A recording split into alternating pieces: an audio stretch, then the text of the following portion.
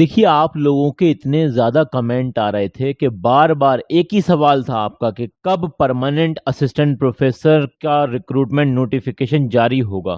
तो जी हाँ, बहुत बड़ी खुशखबरी की बात है, permanent assistant professor recruitment notification जारी हो चुका है जुलाई के महीने में। अभी हाल-फिलहाल में ये नोटिफ़िकेशन जारी हुआ है और ये परमानेंट असिस्टेंट प्रोफ़ेसर की वैकेंसी है जिसमें ऑल इंडिया से, जी हाँ, ऑल इंडिया से मेल और फीमेल दोनों ही कैंडिडेट अप्लाई कर सकते हैं और लगभग 27 या 28 अलग-अलग डिपार्टमेंट हैं जिससे वैकेंसीज़ आई हैं। नंबर ऑफ वैकेंसीज़ अलग-अलग डिपार्टमेंट से हैं, उसके बारे में जानकारी हम आपको देंगे, किस तरह से अप्लाई करना है, ये हम बताएँगे, सिलेक्शन का प्रोसेस क्या होने वाला है, वो आपको जानकारी मिलने वाली है। तो कंप्लीट जानकारी आपको एक ही वीडियो में मिलने वाली है। तो चलिए शुरू करते हैं बिना किसी देरी के। देखिए, सबसे पहली बात ये है कि ये जो वैकेंसी है, ये परमानेंट बेसिस की वैकेंसी है और यहाँ पर आपकी जो सैलरी होने वाली है, वो पे स्केल 7th सीपीसी के हिसाब से होने वाली है और यहाँ पर जो लेवल होगा आपका वैकेंसी का, वो लेवल 10 की वैकेंसी है जिसमें सैलरी होती है 57,700। ये तो बेसिक होता है, प्लस इसमें डीए, एचआरए और सारी चीज़ें मिलाने के बाद लगभग आप मान के चल सकते हैं 1,10,000 रुपये। 1,10,000 रुपये लगभग यहाँ पर आपकी सैलरी हो जाती है। तो अच्छी खासी जो है सैलरी यहाँ पर रहती है, ठीक है। अब अगर हम यहाँ पर बात करें कि एज लिमिट क्या है, कि कितनी उम्र तक के लोग अप्लाई कर सकते हैं, तो अगर आपकी एज है 60 तक की है, 60 साल तक के लोग अप्लाई कर सकते हैं, मतलब 60 ईयर तक के लोग अप्लाई कर सकते हैं, लेकिन 61 वाले, 62 वाले नहीं अप्लाई कर सकते। ये लोग नहीं अप्लाई कर सकते, 60 साल तक के लोग अप्लाई कर सकते हैं।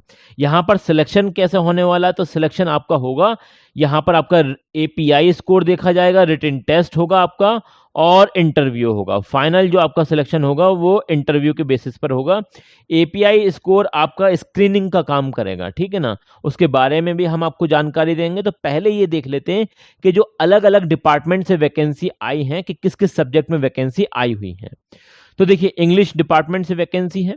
इसके अलावा यहाँ पर आगे देख सकते हैं आप, अर्थशास्त्र इकोनॉमिक्स डिपार्टमेंट से वैकेंसी है। इतिहास हिस्ट्री डिपार्टमेंट से वैकेंसी है।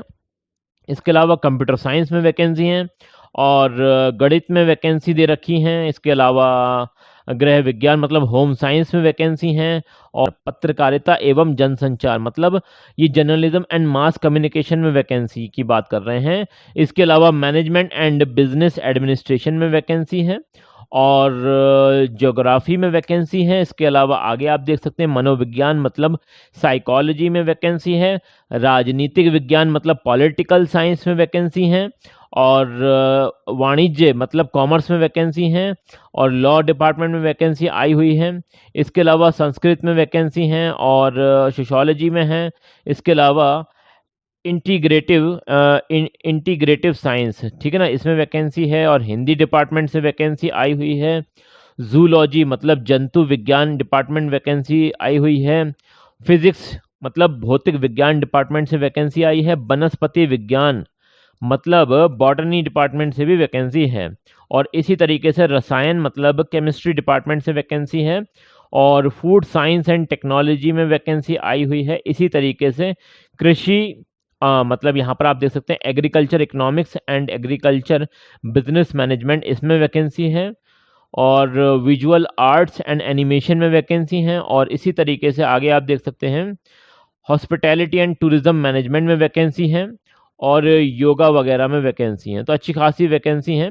अब ये देख लेते हैं कि यहाँ पर आपका सिलेक्शन प्रोसेस क्या होने वाला है। तो मैंने आपको बताया कि एक तो आपका रिटन टेस्ट होगा। क्या होगा?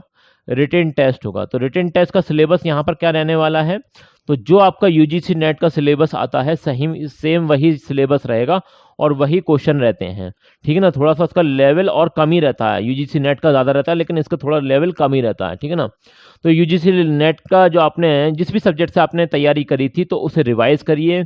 जो क्वेश्चन लगाए थे प्रीवियस ईयर क्वेश्चन उन्हें दोबारा से पढ़िए क्योंकि वहीं से पेपर आने वाला है इसका। इसके अलावा यहाँ पर एपीआई स्कोर देखा जाता है, एकेडमिक परफॉर्मेंस इंडिकेटर। अब ये आपका जो देखा जाएगा वो 100 में से देखा जाएगा। 100 में से भाई जिसके जितने ज़्यादा नंबर होंगे उसके उतने ही चांसेस होंगे इंटरव्यू में बुलाने के। फॉर एग्जाम्पल देखिए यहाँ पर क्या लिखा हुआ है, विश्वविद्यालय में सहायक आचार्य के पद हेतु साक्षात्कार मतलब इंटरव्यू के लिए यहाँ पर आपके जो क्राइटेरिया वगैरह है वो सेट कर रखा है। जैसे आपने यहाँ पर यूजी कर रखा है, मतलब आपने ग्रेजुएशन कर रखा है, जैसे बीए, बीएससी, बीकॉम वगैरह कर रखा है, उसमें 80% थी या उससे ज़्यादा थी तो उसमें 15 नंबर आपको मिल जाते हैं। 60 और 80 के बीच में आपकी परसेंटेज थी यूजी में तो उसके 13 नंबर मिल जाते हैं। इसी तरह से आप चेक कर लेना आगे का, इनका सबका आपकी परसेंटेज हो सकती है अलग अलग वेरी कर सकती है, तो अपने हिसाब से चेक कर लेना और कमेंट सेक्शन में ज़रूर से बताना ताकि मैं आपको राय दे सकूं कि आपका यहाँ पर अप्लाई करना सही भी रहेगा या फिर बिला वजह आपका टाइम खराब हो। ठीक है ना, तो ये बात मैं आपको क्लियर कर दूंगा, इसलिए अपना एपीआई स्कोर कमेंट सेक्शन में ज़रूर से बता देना। देखिए आपने अगर पीजी कर रखा है मतलब स्नातकोत्तर कर रखा है तो उसमें भी वही हाल है, जैसे 80% है या उससे ज़्यादा है तो 25 नंबर मिल जाएंगे। तो अलग अलग परसेंट के हिसाब से अलग अलग नंबर मिलते हैं, वो देख लेना आप। एमफिल आपने कर रखा है तो 60% थी या उससे ज़्यादा थी तो 7 नंबर मिलते हैं। पीएचडी कर रखी है आपने तो उसके 30 नंबर मिलते हैं। और जीआरएफ आपने क्वालिफाई कर रखा तो उसके 7 नंबर मिलते हैं। नेट के 5 नंबर मिलते हैं। सेट के यहाँ पर 3 नंबर मिलते हैं और शोध प्रकाशन में 10 नंबर मिलते हैं मैक्सिमम, क्योंकि हर एक रिसर्च पेपर पब्लिकेशन का 2 नंबर मिलता है तो मैक्सिमम नंबर आपको यहाँ से 10 मिल सकते हैं। देखिए टीचिंग एक्सपीरियंस से एक रिलेटेड बात मुझे याद आ गई, वो बतानी आपको बहुत ज़रूरी है। कुछ लोगों को ये डाउट होता है कि जैसे उन्होंने कहीं पर स्कूल में पढ़ाया है, वो बोलते हैं कि भाई हमने 5 साल 10 साल किसी स्कूल में पढ़ाया है, क्या हमारा वो वाला एक्सपीरियंस काउंट होगा? तो नहीं काउंट होगा जी, बिल्कुल नहीं काउंट होगा।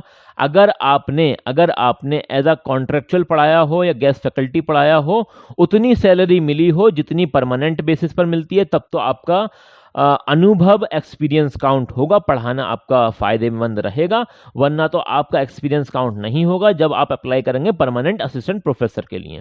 तो ये इंपॉर्टेंट पॉइंट है। इसके अलावा देखिए हाँ, पुरस्कार आपके पास हैं, अवार्ड वगैरह हैं, तो उसमें भाई अगर आपके पास इंटरनेशनल या नेशनल अवार्ड हैं तो 3 नंबर मिल जाते हैं और स्टेट लेवल अवार्ड हैं तो उसके 2 नंबर मिलते हैं। तो ये सारे पॉइंट्स हैं। इसके अलावा कुछ लोगों के पास एमफिल और पीएचडी अगर दोनों भी हैं तब भी 30 नंबर से ज़्यादा उन्हें नहीं मिल सकते, मैक्सिमम 30 ही मिलेंगे। अगर किसी के पास नेट, जेआरएफ और सेट तीनों भी हैं तब भी 7 नंबर से ज़्यादा नहीं मिल सकते।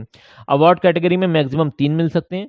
तो आपका जो एकेडमिक है तो एकेडमिक के यहाँ पर 80 नंबर रहते हैं और रिसर्च के यहाँ पर 10 नंबर रहते हैं और अनुभव मतलब एक्सपीरियंस के आपके 10 नंबर रहते हैं। तो आपका एपीआई स्कोर जो काउंट होता है वो 100 में से काउंट होता है।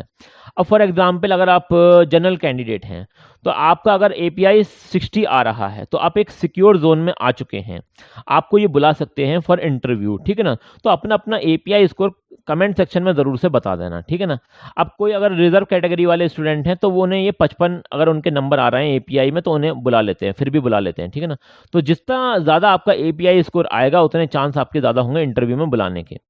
चलिए और डिटेल समझ लेते हैं नोटिफिकेशन के बारे में। अभी ये जो नोटिफिकेशन है ना, देखिए इसमें अलग अलग जो वैकेंसी हैं वो कैटेगरी वाइज डिस्ट्रीब्यूट कर रखी हैं तो उन्हें ज़रूर से देख लेना। यहाँ पर आप लेवल देख सकते हैं, तो लेवल 10 की ये वैकेंसी ऑल इंडिया से male and female candidate apply कर सकते हैं। अब इसमें जो लास्ट डेट वगैरह है, जो इंपॉर्टेंट डेट्स हैं वो आपको समझना ज़रूरी है।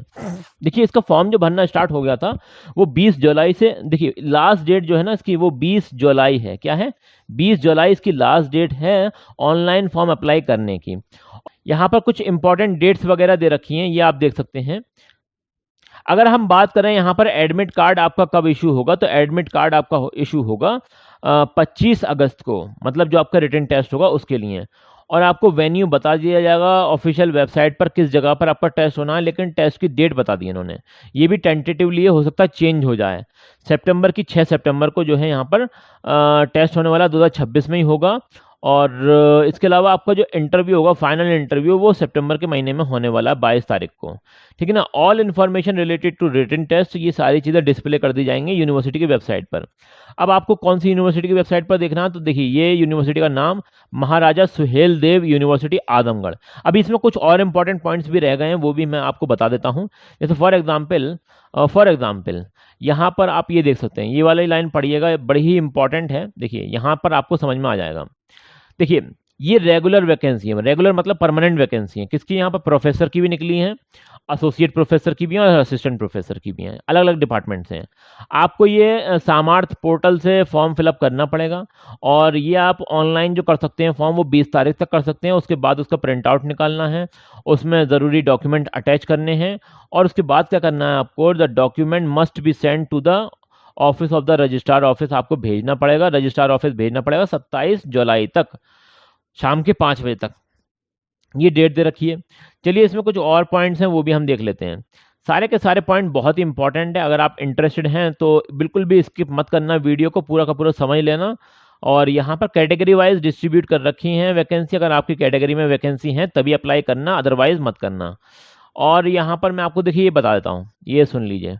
पॉइंट नंबर जे नाम से ये जो पॉइंट है ना, काफ़ी इंपॉर्टेंट है। देखिए, application not compliant with necessary supporting document, अगर आपने नेसेसरी सपोर्टिंग डॉक्यूमेंट नहीं लगाए, सेल्फ अटेस्टेड फोटोकॉपी नहीं लगाई, मार्कशीट सर्टिफिकेट नहीं लगाए, ठीक है ना, तो क्या होगा, ये रिजेक्ट कर देंगे, आपके फॉर्म को रिजेक्ट कर देंगे। और देखिए उसके अलावा के पॉइंट भी काफ़ी इंपॉर्टेंट है।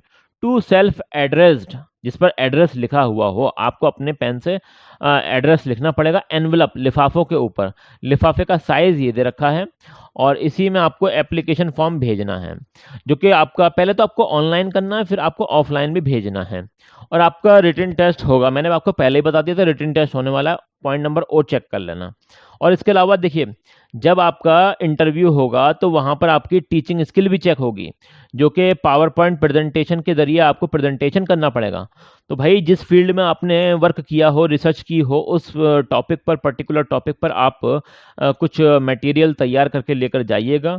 उसके बेसिस पर आपको ये सवाल वगैरह पूछ सकते हैं। इसके अलावा एपीआई स्कोर वगैरह भी यहाँ पर आपको चेक किया जाएगा, उसके बेसिस पर यहाँ पर आपको सारी चीज़ें होने वाली हैं। देखिए यहाँ पर आप क्लियरली पढ़ सकते हैं, जो आपकी सैलरी है वो मैंने आपको यहीं से ही बताई थी, अपने पास से कुछ नहीं बताया था। आपको ये लग रहा हो कि मैंने अपने पास से बताई है, कुछ नहीं बताई है अपने पास से। अभी यहाँ पर कुछ और पॉइंट्स हैं, देखिए हाँ, यहाँ पर फीस वगैरह भी है, तो देखिए ये आप देख लीजिए, यहाँ पर फीस देख लीजिए। और रिजर्वेशन को जो फ़ायदा मिलेगा वो यूपी वालों को मिलेगा। तो आप जो अप्लाई करेंगे, जैसे आप मध्य प्रदेश के हैं, बिहार के हैं, किसी भी स्टेट के हैं, अदर स्टेट के हैं, तो आप यूआर वाली वैकेंसी पर अप्लाई करना। ओबीसी हो या फिर एससी एसटी हो, इन सब पर मत अप्लाई करना, ये इंपॉर्टेंट पॉइंट है। चलिए इसके अलावा और कुछ जो इंपॉर्टेंट पॉइंट्स हैं वो भी हम देख लेते हैं। यहाँ पर जो भी इंपॉर्टेंट पॉइंट्स हैं वो मैंने ऑलरेडी हाईलाइट कर रखे हैं। इसके अलावा मैं इसकी आपको ऑफिशियल वेबसाइट भी चेक करा देता हूँ। ये देखिए आप, महाराजा सुहेल देव यूनिवर्सिटी, या आजमगढ़ उत्तर प्रदेश में है, पूर्वांचल साइड में। अब यहाँ पर आप जैसे ही वेबसाइट पर आएंगे तो आपको यहाँ पर आवश्यक सूचना, इसमें आपको यहाँ पर देखने को मिलेगा एडवर्टीजमेंट फॉर टीचिंग पोस्ट, जो कि रिवाइज्ड नोटिफिकेशन है। अभी 10 तारीख को आया था ये, फ्राइडे के दिन, पिछले फ्राइडे को आया था ये। अभी जो फ्राइडे गुजरा है जब आया नोटिफिकेशन, यहाँ से आप डाउनलोड कर सकते हैं। और आपको इसका फॉर्म जब भरना है ना, वो सामर्थ पोर्टल से फॉर्म फिलअप करना पड़ेगा। और अगर आपको फिर भी कोई बात समझ में नहीं आती है, कोई दिक्कत है, कोई परेशानी है, कोई बात समझ में नहीं आ रही है, तो ये है आपका चैनल रोजगार update with Adil Khan. Comment section आप लोगों के लिए बनाया गया है, ज़रूर से बता देना।